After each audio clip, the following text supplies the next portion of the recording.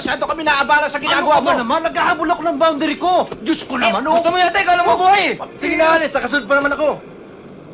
Eh bakit ba kasi kayo nag-uunahan dito sa harap eh luwag-luwag doon sa likod?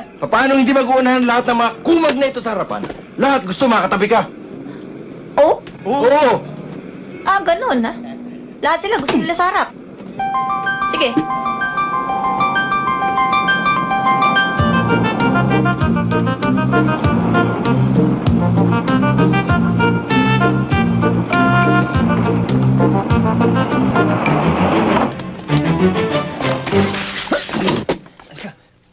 Bakit, sir? Nag-iisa? Naliligo?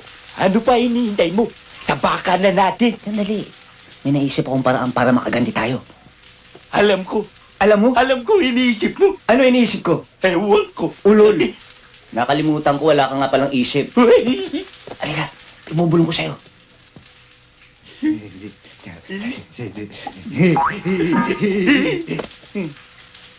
Ano nangyari sa mukha mo? Bakit? Para kang sumubsub sa pugon. Hayop ka?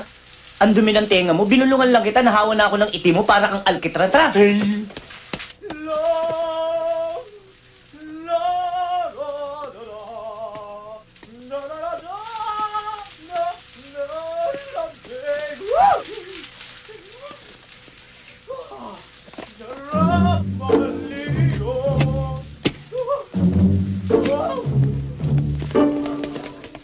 Isang mo, Manzano.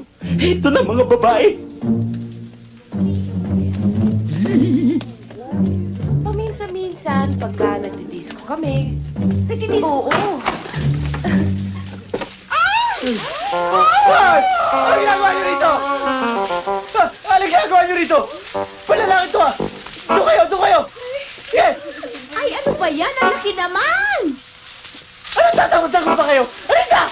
Dal! Ano ba? Alis na! O, aalis na ho kami, sir.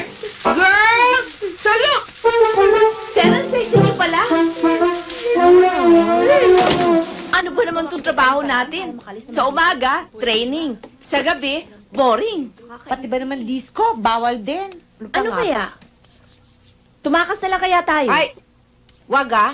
Pag tayo nahuli, lahat tayo magkakademerit. Eh, ano naman ang gagawin natin? Nainip na nga rin ako eh. Ay, alam ko na! Ano Ano yun? Magpalabunutan tayo. Sige, sali ko dyan. Teka nga. Ano na naman yung palabunutang yan? Eh di yung makabunot ng pinakamaliit na palito, yun ang paparusahan.